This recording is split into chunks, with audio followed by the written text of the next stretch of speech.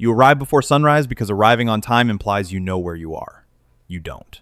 The ride ends at an industrial block with no signage and too many cameras for a building that pretends it's empty. The air outside is wet and metallic. Inside, the temperature drops to a regulated 16 degrees Celsius. The heat leaves your hands first. The lobby is stainless steel and sealed glass. Nothing soft. Even the silence feels engineered, as if sound is another thing they budget and control. A fluorescent panel buzzes with a steady electrical hum that never quite becomes background. You stand on a strip of tape on the floor because it's where the tape tells you to stand. A voice from behind a smoked window tells you to wait. It never says your name because your name is irrelevant at this altitude. The first lesson is immediate and physical. You are allowed here only as long as you are useful, and useful is a condition that can be revoked without explanation. A door releases with a pressure hiss. The corridor beyond is narrow and overlit. The steel handrail is cold enough to sting when your palm brushes it. The camera in the corner watches without blinking, its lens fixed like an eye that doesn't need to breathe. You catch your reflection in the glass panel as you pass your face divided into pale rectangles by overhead lights, expression flattened by the sterile brightness. You look like someone already been erased. They take your phone first. Not dramatically. Not like a threat. Like a routine.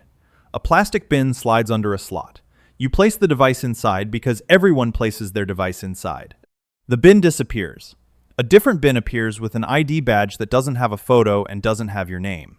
It has a number that will follow you through corridors and documents.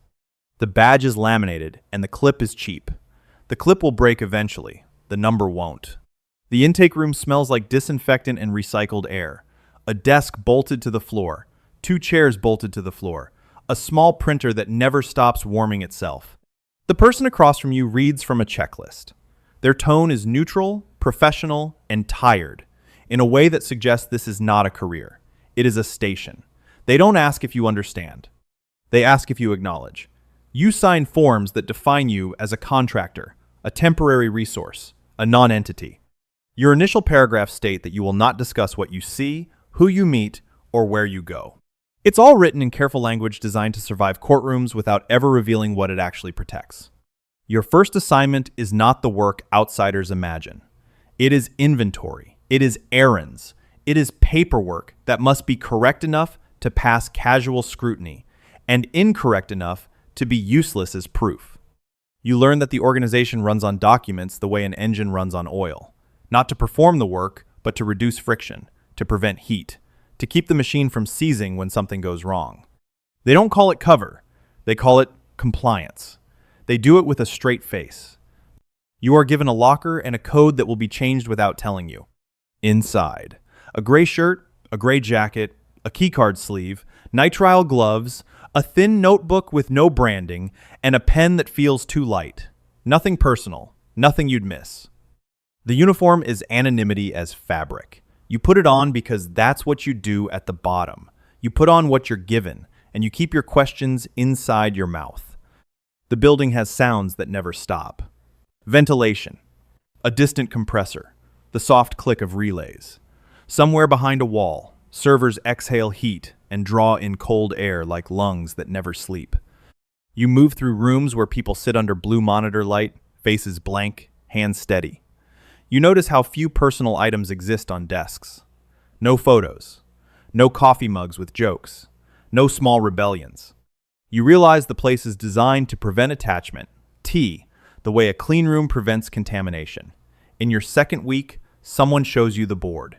It isn't a cork board. It's a screen on the wall behind glass. Rows of entries with timestamps and status codes. Requests come in, are accepted, are routed, and are closed. No details visible at your level. Only the fact that the flow is continuous, and the system expects you to treat it like weather. A supervisor, another number, a higher number, tells you your job is to keep the flow smooth, not to understand it.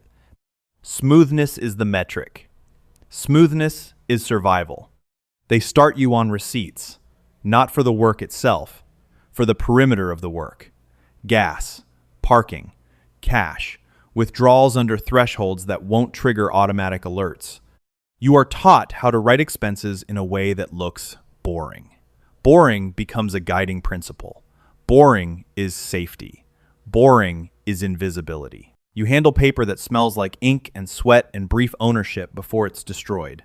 Your hands learn the texture of disposable money. Your fingers learn to wipe their own prints off instinctively, not as a trick, but as a habit you barely notice forming, like posture. In glass storefronts, your reflection follows you while you walk, split by neon, distorted by rain. You learn to watch your own face the way a stranger would watch it. By month 3, your pay arrives on time and in clean numbers. $1,200 a week, no overtime, no benefits.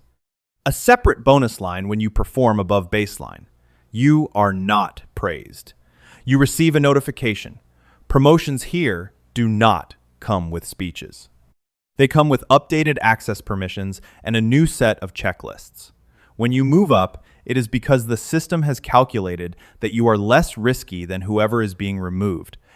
Year 1 is a blur of controlled repetition. Wake at 5:30. Shower. No cologne. Neutral soap. Dress in simple layers. Leave no distinguishing patterns. Eat a meal that will not make your breath obvious. You learn to swallow coffee without enjoying it. You learn to sleep in segments, because long sleep makes you sloppy. You learn the feel of a phone vibrating once in your pocket and how your body responds before your mind does. The organization never says urgent. It simply shortens the deadline and watches what you do. The first time you see the work up close, it's not cinematic. It's an apartment hallway with scuffed paint and a flickering light. You are outside, across the street, static in the rain, watching a building that looks like a building. Your role is to observe, to note who comes and goes, to confirm a pattern that the system already believes is true. You stand under a street lamp, and the light turns the water on your jacket into a skin of glass. Cars pass, their headlights washing your face white for half a second. You are a still shape in motion around you. It feels like the world is moving. And you are not. When it's done whatever done means at your level, you return to a room that smells like detergent and stale air. You log times. You log distances.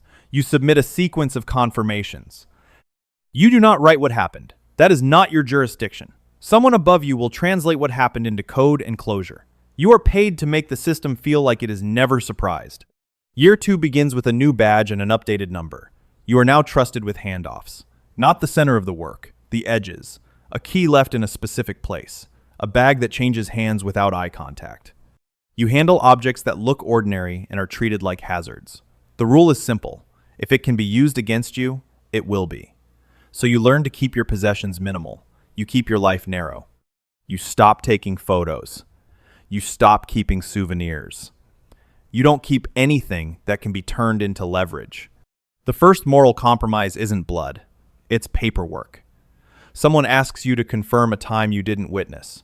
Administrative closure, they call it. A small lie to keep metrics clean. You hesitate because you still think truth is a currency that matters here. The supervisor waits. Their eyes are calm. They are not threatening you. They are waiting for you to demonstrate that you understand the organization's primary value, continuity. You sign. A small motion of your hand, a small click in your head. The lie is filed, edited, and the system moves forward without friction. By year 3, you have a title that sounds harmless if spoken out loud. Logistics coordinator, risk liaison, contract administrator, words designed to fit on business cards that will never be printed. Your pay becomes stable, $78,000 a year plus irregular performance bonuses. You now sit in meetings where people talk about deliverables, timelines, and exposure as if the work is construction or shipping. You begin to understand the organization's greatest strength. It is not violence. It is language.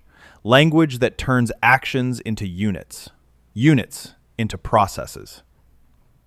Processes into something that can be audited without ever being understood.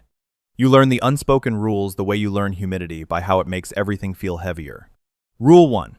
Never ask for the whole picture. Wanting the whole picture is what makes people curious. Curiosity is how people become liabilities. Rule 2. Nothing exists unless it is recorded, and everything recorded is designed to mean two things at once. Rule 3. The system rewards predictability. Your job is not to be clever. Your job is to be consistent. Rule 4. Mistakes are not punished evenly. They are allocated. Someone will pay for them, and the system prefers that it not be someone important. You become good at creative compliance. You follow instructions exactly as written while understanding exactly what they intend without ever stating it. You develop a talent for moving through bureaucracy like a surgeon, through tissue, clean cuts, minimal mess, no wasted motion. The machine likes you because you reduce drag. You do not trigger noise. At night, the city becomes a grid of reflections. You see yourself in windows, in black car doors, in puddles. You watch your own face in pieces, and you start to feel like the pieces are more accurate than the whole. The organization encourages this. Fragmentation makes you manageable. Year 4 brings responsibility that feels like a weight rather than power. You are assigned junior numbers. You become the person who tells them where to stand on the tape. You become the voice behind the smoked window that says, "Wait." You repeat the same sentences given to you years ago. Your tone becomes neutral, because neutrality is the safest shape a human can take inside a dangerous mechanism. You oversee budgets. The numbers are correct. $9,500 for travel. $2,300 for materials. $600 for miscellaneous. You learn how to keep everything under thresholds that trigger attention. You are not taught this like a tutorial. You absorb it through corrections, through forms returned with red marks, through the quiet humiliation of being told to resubmit because your story is too detailed. Detail is risk. Boredom is armor. Your personal life narrows further. Friends stop calling because you don't answer. Your family learns to accept vague answers. You miss birthdays, and you lie about why. The lies are small and constant. Traffic, work deadline, bad signal. You learn to speak like a person who is always about to leave the room. Eventually, why? You realize you are always about to leave the room. Year 5 is when you begin to sense the scale. You see the system not as a chain of individuals, but as an ecosystem. Contractors cycle in, contractors cycle out. A resignation is processed, like a broken part being replaced. No grief, no pause. The machine hum continues. You are now permitted into rooms where the air is colder and the lights are dimmer, where monitors show city grids and timestamps. You watch video feeds that look like reality, drained of warmth. Static shots from across streets, corners, rooftops. People reduced to patterns. A man leaves the building at 1942 3 nights in a row. A car appears at 1939 once and then never again. You begin to understand why the organization is so calm. They live in repetition. They live in routines that can be measured. And then, quietly, you are promoted again. No ceremony. An email with a new roll code. A security badge that opens doors you didn't know existed. Your pay increases to $112,000. A procedural note that your performance has been satisfactory under adverse conditions. You stare at the sentence and realize it is the closest thing to praise you will ever receive. With the new access comes direct exposure to decisions. Not the execution, the decision architecture. You sit in on a review where an operation is discussed in terms of acceptable collateral. Someone uses the word collateral the way someone else might say shipping delay. You feel something in. You recoil. Not outrage, not morality, a more primitive discomfort. The recognition that you are hearing the world described in a dialect designed to erase consequences. You take notes anyway. Because you are here to keep the flow smooth. You tell yourself you can stay clean if you remain on the perimeter. If you handle documents, money, and timing, you are not the one doing it. That belief lasts until the first time a junior number comes to you with a problem they can't solve, and you solve it. You solve it quickly, you solve it without asking for details. You solve it because the system rewards solutions, not questions. Later, alone, you realize you just crossed a line you can't redraw. Years 6 through 8 are routine and erosion. You have a second phone sometimes, then a third, then periods where you carry none and rely on scheduled check-ins. You learn the organization's rhythm. Most failures happen when people feel safe.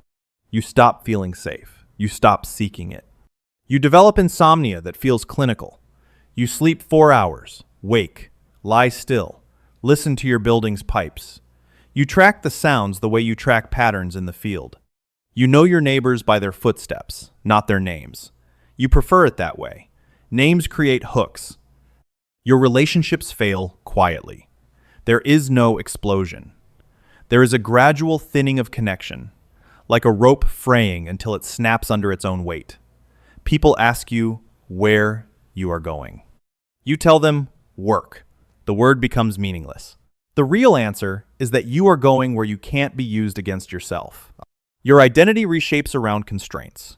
Your wardrobe becomes a set of neutral options. Your possessions fit in 2 bags. Your apartment is sparse because sparse is easy to abandon. The organization never tells you to do this. The work teaches you. The system rewards the version of you that can disappear without disrupting timelines. Year 9 is when you begin to notice the organization's true cruelty. It does not require you to be evil. It only requires you to be cooperative. A new policy rolls out. Not on paper. In the way approvals change. In the way requests are worded. The bureaucracy shifts slightly, like a building settling. You realize the system is adapting to pressure from outside law enforcement, rivals, and political noise. You are asked to tighten procedures. That means fewer people know more. That means those who remain are more exposed. That means you. You attend a briefing where a senior official explains the concept of finality, not as violence, as a deliverable, as an outcome that must be unambiguous. You are told without drama that uncertainty costs more than mistakes. The organization can pay for mistakes. It cannot pay for unpredictability because unpredictability spreads. It infects schedules. It makes everyone nervous. Nervous people create noise. Noise attracts attention. You hear your own thought, calm and flat. You're not paid to be brave.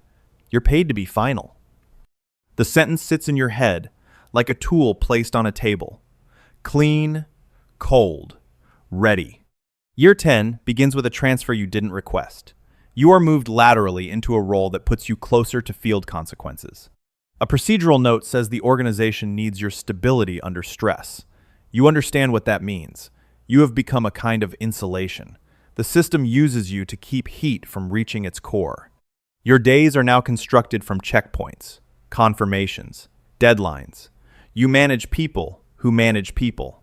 You speak in short sentences because longer sentences create room for interpretation. Your voice becomes controlled, not because you are calm, but because you have learned what happens when you are not. You sit in a car at night, engine off, watching a building that looks like every building. The rain turns the windshield into a shifting sheet of distortion.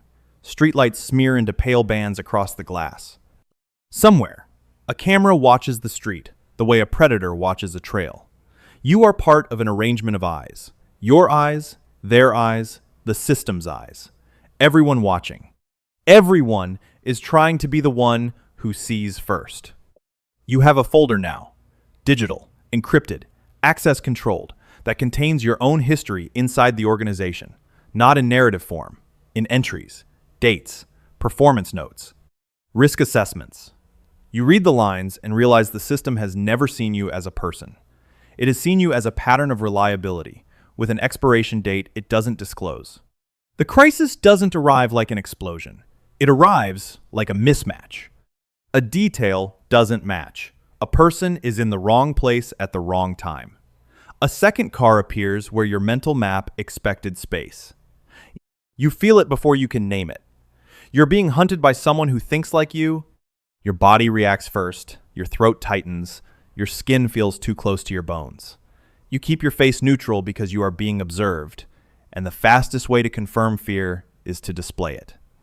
You replay the last 72 hours. You replay every handoff, every confirmation, every timestamp. You search for the moment you created noise. The system hates noise, but noise happens. The question is always the same. Who will absorb it? You report the anomaly through the proper channel, a form, a coded message, a request for review. The response arrives fast and sterile. Proceed if within tolerance.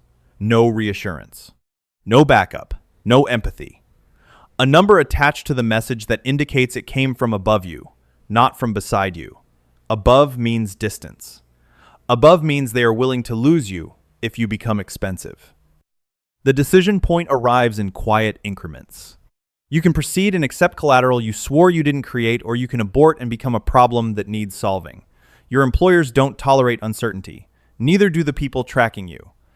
You sit in the car and look at your hands. They are steady. That steadiness scares you more than panic would.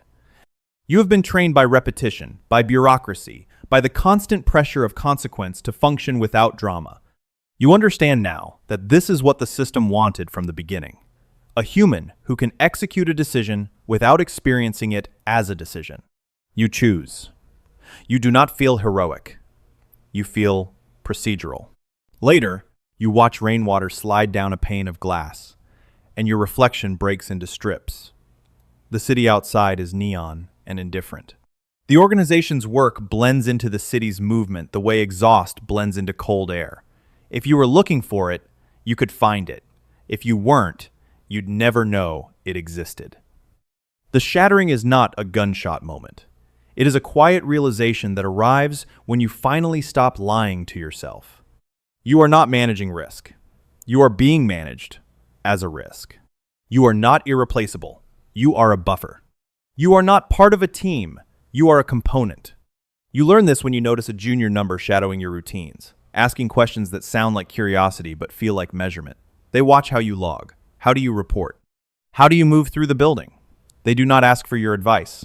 They ask for your procedures. Procedures are transferable. Procedures can be copied. The system doesn't need your personality. It needs your habits. A week later, you receive a new directive. Training responsibilities reassigned. Access privileges reviewed. Not revoked yet. The language is polite. The message is clear. The system is preparing to continue without you. You think about leaving. You imagine it as relief. But you have been inside the machine long enough to know how exits work here. There is no clean resignation. There is a replacement. There is exile. There is a retirement that functions like quarantine. You try to picture a normal life, and it looks artificial, like a staged room in a furniture showroom. You don't know what you would do with free time. You don't know what you would do with a phone that is just a phone. You don't know how to answer a question honestly without scanning it for risk. The erosion has done its work. Your identity is shaped to fit the system.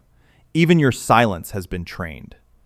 The final months are a slow administrative unmaking. Accounts closed, responsibilities redistributed, meetings you are no longer invited to, doors that no longer open. People who once responded within minutes now respond within hours, then not at all. The machine is already smoothing the gap you will leave behind. On your last day, no one says goodbye. They don't want emotion in the system. Emotion creates irregularity.